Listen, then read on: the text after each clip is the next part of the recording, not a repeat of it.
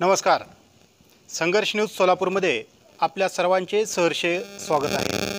मित्रांनो, आपण दरवेळेस आदिनाथ कारखान्याविषयीचे वार प्रतिवार एक विश्लेषण हा कार्यक्रम आपण घेतोय. आदिनाथ कारखान्याविषयीच्या ज्या प्रतिक्रिया आहेत किंवा त्यांच्याविषयीचे वार प्रतिवार आहेत त्यांचे आपण या ठिकाणी सविस्तर अशी आपण माहिती पाहतो. आता तर पहिले आपण माहिती पाहणार आहोत की आदिनाथ बचाव समिती जी आहे यांची आज मीटिंग झाली आणि पत्रकार परिषदही झाली. त्यामध्ये त्यांनी नेमके कोणते भूमिका मांडलेल्या आहे त्याविषयी आपण ही माहिती पाहणार आहोत. तर त्याविषयीची सविस्तर माहिती अशी की आमदार रोहित पवार यांनी आदिनाथ कारखाना सुरू केला तरी आमचा त्यांना विरोध नाही, मात्र त्यांनी सहकारी तत्वावरच हा कारखाना सुरू करावा आणि गुढीपाडव्याच्या मुहूर्तावर त्यांनी काम सुरू करावे असे आदिनाथ बचाव समितीने स्पष्ट केले आहे. आदिनाथ कारखाना हा सुरू होणे आवश्यक आहे. हा कारखाना कोण सुरू करते हे महत्त्वाचे नसून सहकारी तत्वावर कारखाना चालणे महत्त्वाचे आहे. आदिनाथ कारखाना हा बारामती ॲग्रोज सुरू करणार असे सांगितले आहे. त्यामुळे आदिनाथ बचाव समितीची भूमिका काय असणार याकडे सर्वांचे लक्ष लागले होते. बचाव समितीने गुढीपाडव्याच्या मुहूर्तावर कारखान्याच्या कामाचा नारळ फोडण्याचा मानसही व्यक्त केला असून यासाठी आमदार रोहित पवार, आमदार संजय मामा शिंदे, माजी आमदार नारायणआबा पाटील, माजी आमदार जयवंतराव जगताप, बागल गटाच्या नेत्या रश्मी बागल यांनाही निमंत्रित करण्याचे बैठकीत ठरले असून हरदास डांगे, महेश चिवटे, ॲडव्होकेट PY देशपांडे, प्राचार्य जयप्रकाश बिले, देवानंद बागल, रमेश कांबळे, डॉक्टर अमोल घाडगे, अण्णासाहेब सुपनवर आदींनी यावेळेस त्यांची सविस्तर अशी मते मांडलेली आहेत. बचाव समिती मुंबई येथे शिखर बँकेच्या प्रमुखांची भेट घेणार असून ज्यांना शक्य आहे त्यांनी यावे असे यावेळी सांगण्यात आले आहे. माध्यमांशी बोलताना सर्वांनी काळजी घ्यावी असेही आवाहन करण्यात आले आहे. यावेळी उपस्थित कामगारांनी कारखाना सुरू करण्यासाठी सकारात्मकता दर्शवलेली आहे. ज्या शेतकऱ्यांनी कारखान्याला जमिनी दिल्या त्यांच्या हस्ते आदिनाथचा अभिषेक करून काम सुरू केले जाणार आहे. अशा प्रकारची ही एक जी आजची पत्रकार परिषद झाली आदिनाथ कारखान्याविषयीची, आदिनाथ बचाव समितीची त्याविषयीची ही एक बातमी होती. तर दुसरी बातमी आहे संजय शिंदे. त्यांनी असं म्हटलेलं आहे की सुपारी घेणाऱ्या बेरोजगार पुढाऱ्यांनी आदिनाथ कारखान्याचे राजकारण करून आदिनाथ कारखाना बंद पाडला. त्याविषयीची ही बातमी आहे, तर ती आपण सविस्तरपणे पाहूया. करमाळा तालुक्यातील आदिनाथ सहकारी साखर कारखाना हा 2 सीझन बंद असल्याने शेतकरी हा अतिशय हैराण झाला आहे. या बोर्डाचे काही संचालक पैशाच्या लालचेमुळे फुटले गेले व बागल गटाला अडचणीत आणण्यासाठी तालुक्यातील दुसऱ्या गटाला जाऊन मिळाले. यामुळे ऐन विधानसभा निवडणुकीत हा प्रकार झाला व कारखान्याला लागणाऱ्या कर्मचाऱ्यांपेक्षा जास्त कर्मचारी असल्याने पगार थकीत गेला. हा पगार बागल यांच्या कार्यकाळातील नसून आजपर्यंत आलेल्या सर्व गटाच्या कार्यकाळातील आहे. परंतु काही काम नसलेले पुढारी सुपारी घेऊन कर्मचारी यांची माथे भडकावून फक्त निवडणुकीपुरते पगारीचा मुद्दा उचलून घेण्यात यशस्वी झाले व नाहक बागल गटाला बदनाम करण्यात आले. परंतु आत्ता ते सुपारी घेतलेले पुढारी कुठेही दिसून येत नाहीत. आजपर्यंत आदिनाथ कारखान्यात निवडून आलेल्या पुढाऱ्यांनी आपापले कार्यकर्ते या कारखान्यात विनाकारण लावल्यामुळे कर्मचाऱ्यांची संख्या वाढत गेली व पगारीचा बोजा नाहक या कारखान्यावर पडत गेला. हा विचार कोणत्याही सभासद करत नाही. आज कुठे कारखाना चालू होणार दिसल्याने नाहक विरोध हे पुढारी करत आहेत असे परखड मत शिवसेनेचे संजय शिंदे यांनी मांडलेलं आहे. तर एकंदरीत ही दुसरी बातमी होती संजय शिंदे यांची. तर तिसरी बातमी आहे आदिनाथचा प्रश्न हा स्वाभिमानी शेतकरी संघटना खासदार राजू शेट्टी यांना भेटून सोडवण्याचा प्रयत्न करणार अशा प्रकारचे आहे. तर त्याविषयीची सविस्तर आपण बातमी पाहूया. आदिनाथ कारखाना सहकारी तत्वावर चालावा व शेतकऱ्यांची रखडलेली ऊस बिले, शेतकऱ्यांचे वीज संदर्भातील समस्या आदी विषयावरील समस्या सोडवण्यासाठी करमाळा तालुका स्वाभिमानी संघटनेचे पदाधिकारी, संघटनेचे संस्थापक माजी खासदार राजू शेट्टी यांना भेटण्यास जाणार आहेत अशी माहिती स्वाभिमानीचे तालुका अध्यक्ष सुदर्शन शेळके यांनी दिलेली आहे. यामध्ये स्वाभिमानी शेतकरी संघटनेचे जिल्हा कार्याध्यक्ष रवींद्र गोडगे, स्वतः तालुका अध्यक्ष सुदर्शन शेळके, तालुका युवा अध्यक्ष अमोल घुमरे, तालुका पक्षाध्यक्ष बापू फरतडे, तालुका उपाध्यक्ष तानाजी शिंदे, तालुका युवा उपाध्यक्ष बापू वाडेकर, शाखा अध्यक्ष अशोक लवंगारे आदी कार्यकर्त्यांचा समावेश आहे. यावेळी राजू शेट्टी यांना आदिनाथबाबतची सर्व वस्तुस्थिती मांडून मार्गदर्शन घेणार आहोत. तसेच इतर प्रश्नावर चर्चा करून भविष्यातील आंदोलनाची दिशा ठरवणार असल्याचेही शेळके यांनी सांगितलेले आहे. तर एकंदरीत ही तिसरी बातमी स्वाभिमानी शेतकरी संघटनेची होती. तर आता चौथी बातमी आहे, जे करमाळा तालुक्यातील पत्रकार आहेत. ज्येष्ठ पत्रकार म्हटलं तरी वावगं ठरणार नाही. ते पत्रकार विवेक येवले यांच्या संदर्भातील आहे. त्यांनी काही प्रश्न उपस्थित केलेले आहेत आणि ते प्रश्न नेमके कोणते आहेत आणि ते आदिनाथ बचाव समितीला त्यांनी ते प्रश्न विचारलेले आहेत. तर त्या बाबतीतली ही सविस्तर बातमी पाहूया. तर त्यांनी असं म्हटलेलं आहे की HB डांगे साहेब, तुम्ही मुलाखतीतून मांडलेल्या सकारात्मक भूमिकेबद्दल सर्वप्रथम आपले हार्दिक अभिनंदन. या मुलाखतीमध्ये तुम्ही मांडलेल्या मुद्द्यांबाबत काही शंका व प्रश्न तुमच्यासमोर मांडत आहे, त्याचे निराकरण आदिनाथ बचाव समितीच्या दिनांक 25 मार्च रोजी आयोजित केलेल्या पत्रकार परिषदेत करावे ही अपेक्षा व विनंती. तर त्यांनी कोणते प्रश्न मांडलेले आहेत ते आपण पाहूया. ते म्हणत आहेत, तुमच्या या मुलाखतीत आम्ही सामान्य व बिगर राजकीय मंडळी अशा अर्थाचा काहीतरी उल्लेख आलेला आहे, पण तुमच्यासोबत दिसत असलेल्या शहाजीराव देशमुख सर, केरू गव्हाणे, डॉक्टर वसंतराव पुंडे यांना अराजकीय कसं म्हणता येईल, हा त्यांनी प्रश्न विचारलेला आहे. तर पुढे ते बोलताना म्हणत आहेत की देशमुख व गव्हाणे यांनी संचालक व व्हाईस चेअरमन व पुंडे यांनी संचालक म्हणून प्रदीर्घ काळ काम पाहिलेले आहे आणि यांना संधी मिळाली ते राजकारणात कोणाचे तरी नेतृत्व पत्करले म्हणूनच ना.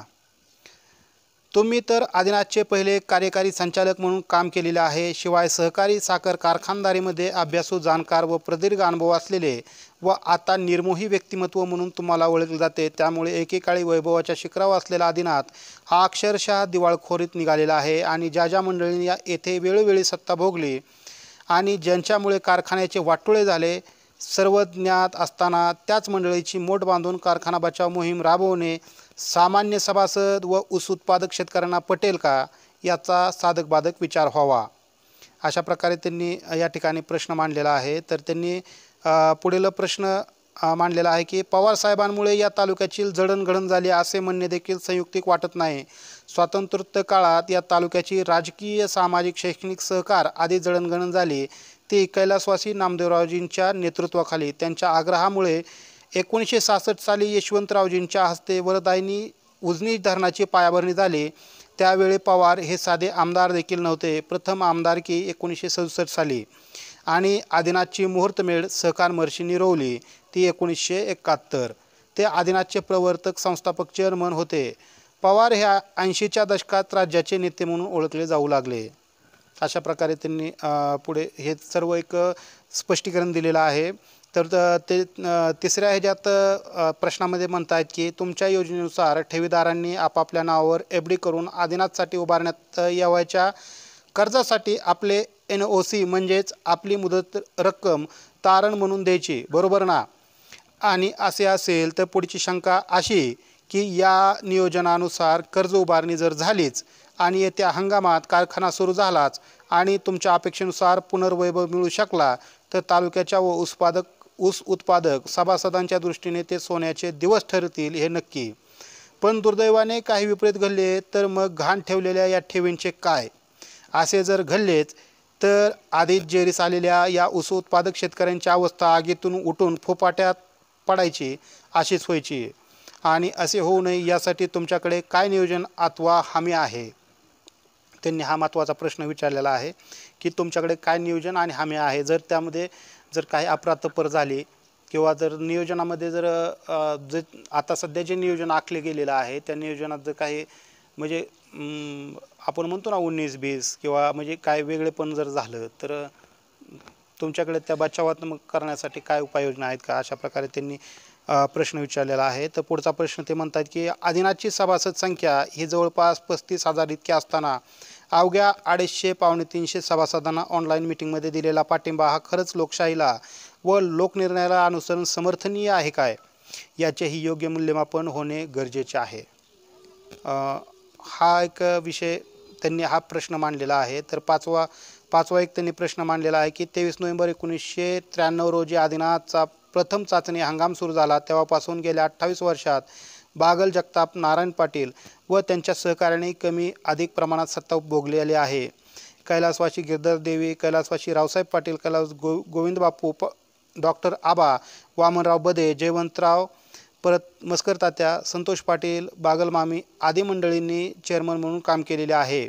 आदिनाथवर आज अखेर सर्वाधिक काळ वर्चस्व व सत्ता ही कैलासवासी दिगामामा व बागल गटाचे राहिलेले आहे. यापैकी सध्या हयात असलेल्यांनी या हयात नसलेल्यांच्या वारसदारांनी आदिनाथांवर हात ठेवून ग्वाही द्यावी की आम्ही आदिनाथच्या एका रुपयाला देखील हात लावलेला नाही आणि त्यानंतर अशी ग्वाही देणाऱ्या पुण्यशील नेते व त्यांच्या बगलबच्च्यांना बरोबर घेऊन आदिनाथ बचावची मोहीम सर्वानुमते राबवावी. 6वा प्रश्न त्यांनी असा मांडलेला आहे की ऊस उत्पादक सभासद या व्यतिरिक्त आमदार संजय मामांचा आदिनाथच्या प्रगती व अधोगतीशी कसलाही काडीमात्र संबंध आज अखेर आलेला नाही. त्यामुळे आमदार या नात्याने त्यांच्याकडून काही अपेक्षा करणे हे जरी अनुचित नसले तरी बचाव मोहीम लढताना या समितीला अलीबाबा और 40 चोर असा चेहरा नसावा ही आदिनाथच्या खऱ्या हितचिंतक असलेल्या ऊस उत्पादक शेतकऱ्यांची माफक व रास्त अपेक्षा आहे. असे काही त्यांनी प्रश्न विचारलेले आहेत आणि परखड भाषेमध्ये त्यांनी हे सर्व लिखाण केलेलं आहे. त्यामध्ये त्यांनी जे काही प्रश्न विचारलेले आहेत हे विचार करण्यासारखे आहेत. तर त्याविषयी जे आता ऊस उत्पादक शेतकरी आहेत, सभासद आहेत, हे नक्कीच विचार करतील. तर एक पुढची बातमी आहे सिने जगतातली, जे आता सध्या एक RRR असा एक नावाचा पिक्चर सध्या रिलीज होत आहे. तर त्या पिक्चर नेमका आता सध्या फक्त रिलीज होणार आहे म्हटलं तरी त्याची ॲडव्हान्स बुकिंग 60 कोटीच्या वर झाले, म्हणजे 60 कोटी रुपयांपर्यंत झालेले आहे आणि 60 कोटीचा ऑलरेडी आता सध्या जे पिक्चर निर्मात्यांना त्याचा फायदा झालेला आहे. मग हा नेमका पिक्चर काय आहे याविषयी आपण माहिती पाहूया. आंध्र प्रदेश दक्षिणात्य सुपरस्टार रामचरण तेजा, ज्युनियर NTR, बॉलिवूड अभिनेता अजय देवगण आणि आलिया भट्ट यांचा बहुप्रतीक्षित RRR हा चित्रपट उद्या सिनेमागृहांमध्ये प्रदर्शित होत आहे. निर्माते, दिग्दर्शक आणि कलाकार सध्या चित्रपटाच्या प्रमोशनमध्ये व्यग्र आहेत. तब्बल 550 कोटीहून अधिक खर्चून तयार करण्यात आलेल्या RRR चित्रपटाची क्रेज चाहत्यांमध्ये आहे. चित्रपटानं तब्बल 60 कोटीहून अधिक रुपये निव्वळ ॲडव्हान्स बुकिंगमधून कमावलेले आहेत.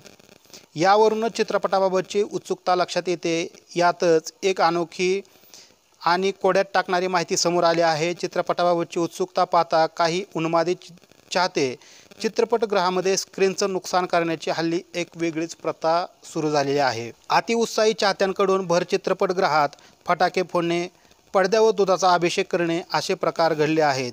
त्यात RRR चित्रपटाची क्रेज पाहून एका सिनेमागृहातच चक्क स्क्रीनजवळ कुणी येऊ नये यासाठी खिळ्यांचा बिछानाच रचला गेलेला आहे.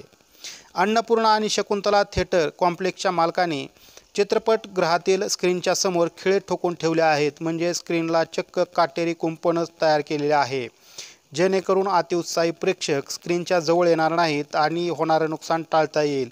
या हटके तयारीचे छायाचित्र देखील सोशल मीडियात व्हायरल झालेले आहेत. म्हणजेच एकंदरीत जो चित्रपट प्रदर्शित होणार आहे RRR हा चित्रपट नक्कीच सिने जगतामध्ये धुमाकूळ घालणार, यामध्ये काही शंका नाही.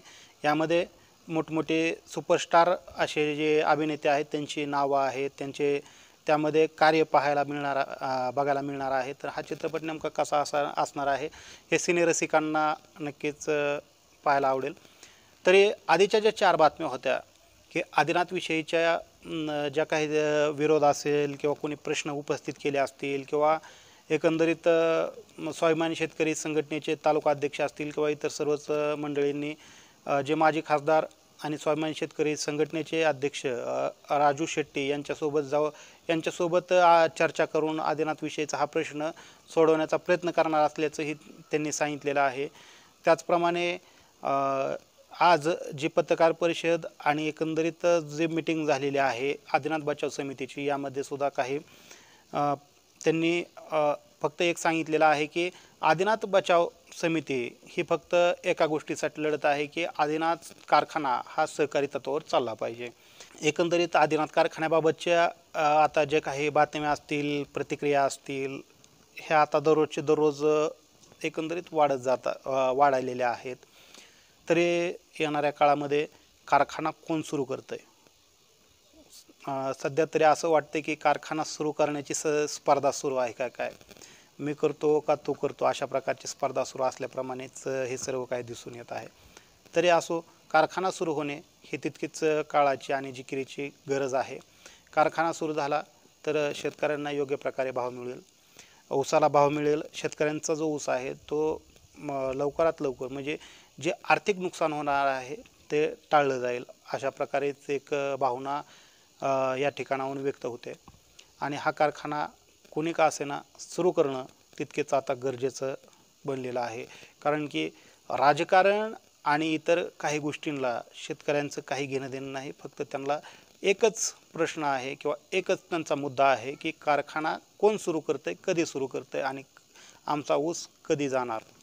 हे सर्व प्रश्न आणि ह्या सर्व समस्या घेऊन शेतकरी वर्ग बसलेला आहे.